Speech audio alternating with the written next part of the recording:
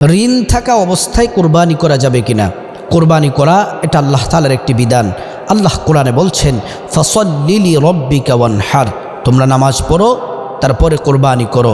যারা নেশাব পরিমাণ সম্পদের মালিক আছেন, আল্লাহর নির্দেশনা হচ্ছে কোরবানি করা। আর কোরবানি করতে হবে হালাল টাকায়। আপনি হালাল টাকায় ছোট্ট একটি বকরিও যদি আল্লাহর রাস্তায় কোরবানি করেন, আল্লাহ তাআলা সেটা কবুল করবেন। আর আপনি যদি হারাম টাকায় আপনি 5টা 10টা আপনি যদি গরু, উট, দুম্বা, ভেড়া এগুলোও যদি আপনি যদি কোরবানি দেন, আপনার কোরবানি কবুল হবে না। কারণ আল্লাহ তাআলা হারাম টাকায় কোরবানি আল্লাহ রাব্বুল আলামিন কবুল করেন না। আপনাকে হালাল টাকায় আপনাকে হালাল পশুতে আপনাকে কোরবানি দিতে হবে। আল্লাহ রাব্বুল আলামিন বললেন, লা ইয়ানালাল্লাহা লুহুমুহা ওয়ালা দিমাউহা ওয়ালাকিন ইয়ানালুহুত তাকওয়া মিনকুম। আল্লাহ তাআলা পশুটা কেমন, মোটা তাজা, তার রক্ত কি, এগুলা দেখেন না। কত টাকা দিয়ে কিনলেন সেগুলা দেখেন না। আল্লাহ রাব্বুল আলামিন কি দেখেন? আপনি যে পশুটা কোরবানি করছেন, আপনার টাকাটা হালাল কিনা, আপনার তাকওয়া কি, আপনি আল্লাহকে রাজি খুশি করার জন্যই কি আপনি কোরবানি দিচ্ছেন, নাকি মানুষ আপনাকে বাহবা দিবে, বড় গরু মানুষ আপনাকে প্রশংসা করবে সেজন্য আপনি কোরবানি দিচ্ছেন? আল্লাহ সেটার দিকে দেখেন। তো সেজন্য কোরবানি করতে হবে যারা নেশাব পরিমাণ সম্পদের মালিক থাকেন। এখানে একটি কথা আছে, যাকাতের ক্ষেত্রে হচ্ছে আপনার পুরো বছর সারা বছর নেশাব পরিমাণ সম্পদের মালিক থাকলে আপনি যাকাত দিতে হবে। আর কোরবানির ক্ষেত্রে আপনি সারা বছর নেশাব পরিমাণ সম্পদের মালিক থাকতে হবে, বিষয়টা এমন নয়। আপনি যদি শুধু 3 দিন, কোরবানির এই 3 দিন আপনি যদি নেশাব পরিমাণ সম্পদের যদি মালিক থাকেন, তাহলে অবশ্যই আপনাকে কোরবানি দিতে হবে। আপনার উপর কোরবানি ওয়াজিব।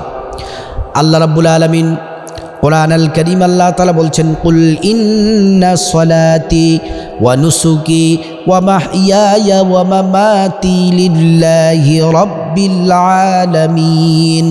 আল্লাহ রাব্বুল আলামিন বলছেন, হাবিব আপনি বলে দেন, ইন্না সলাতি আমার নামাজ, ওয়া নুসুকি আমার কুরবানি, ওয়া মাহইয়ায়া আমার জীবন, ওয়া মামাতি এবং আমার মৃত্যু, সব কিছু লিল্লাহি রাব্বিল আলামিন, আল্লাহ রাব্বুল আলামিনের জন্যে। তাই আমরা প্রতিটি কাজ, মোমেনদের প্রতিটি কাজ, প্রতিটি কথা, তার প্রতিটি ইচ্ছা, প্রতিটি চিন্তা চেতনা সব কিছু হবে আল্লাহকে রাজি খুশি করার জন্য। সে তাকাবে আল্লাহকে রাজি খুশি করার জন্য, ঘুমাবে আল্লাহকে রাজি খুশি করার জন্যে। প্রতিটি কাজে আল্লাহ তাআলা যেন সন্তুষ্ট থাকে, মুমিন সে ব্যাপারে খুব সতর্ক থাকে। এজন্য আমার প্রিয় দিনী ভাই ও বোনেরা, ঋণ থাকা অবস্থায় কোরবানি করা যাবে কিনা গুরুত্বপূর্ণ একটি প্রশ্ন। যারা ঋণ আছে তারা কোরবানি করতে পারবে কিনা? অনেকে এই কথা বলে থাকেন, যারা ঋণ আছে তারা কোরবানি করতে হবে না, তাদের কোরবানি কবুল হবে না। বিষয়টা কিন্তু এমন নয়। যারা ঋণ আছে, যার কাছ থেকে, যিনি এই ঋণগ্রস্ত ব্যক্তির কাছ থেকে যিনি টাকা পাবেন, উনি যদি এমন যদি বলে যে ভাই আমি তো তোমার কাছে টাকা পাবো, কিন্তু যেহেতু কোরবানি চলে এসেছে এখন তুমি আমার টাকাটা দিতে হবে না, 2-3 মাস পরে দিবে অথবা 5-6 মাস পরে দিবে, কিন্তু এখন কোরবানির সময় তুমি কোরবানি করো, তোমার পরিবারকে নিয়ে আনন্দে উপভোগ করো, কোরবানি করো। যদি এমন যদি হয় তাহলে আপনি কোরবানি করতে পারবেন। আর যদি এমন অবস্থা হয়, যিনি পাওনাদার, যিনি আপনার কাছ থেকে টাকা পয়সা পাবেন, ওনারও যদি অবস্থা যদি খারাপ থাকে, উনিও যদি আপনার কোরবানি দেওয়ার জন্য উনি যদি আপনাকে বলে ভাই আপনি টাকাটা দিয়ে দিন আমি কোরবানি দিব, কিন্তু যিনি ঋণগ্রস্ত ব্যক্তি আছেন উনি যদি এমন যদি হয় যে ওনাকে টাকাটা দিয়ে দিলে আর উনি কোরবানি দিতে পারবেন না, তাহলে আপনার জন্য উত্তম কাজ হচ্ছে আপনি ঋণ পরিশোধ করেন, আপনার কোরবানি দিতে হবে না, আপনার উপর কোরবানি দেওয়া ওয়াজিব নয়। আর যদি এমন হয় যিনি ঋণগ্রস্ত ব্যক্তি আছেন উনি এই পাওনাদার ব্যক্তির টাকা পরিশোধ করতে পারবেন এবং পাশাপাশি এবং নিজেও কোরবানি দিতে পারবেন, তাহলে আপনার ঋণও পরিশোধ করতে হবে এবং কোরবানিও আপনাকে দিতে হবে, কারণ কোরবানি করা ওয়াজিব, এটা আল্লাহ তাআলার বিধান। এজন্য আমার প্রিয় দিনী ভাই ও বোনেরা, আল্লাহ রাব্বুল আলামিন কোরআন আল কারীম আল্লাহ তাআলা বলছেন, লা ইয়ানালাল্লাহু লুহুমুহা ওয়ালা দিমাউহা ওয়ালাকিন ইয়ানালুহুত তাকওয়া মিনকুম। আল্লাহ শুধু অন্তরের দিকে তাকান, পশুটা কেমন বড় ছোট সেগুলোর দিকে আল্লাহ রাব্বুল আলামিন তাকান না।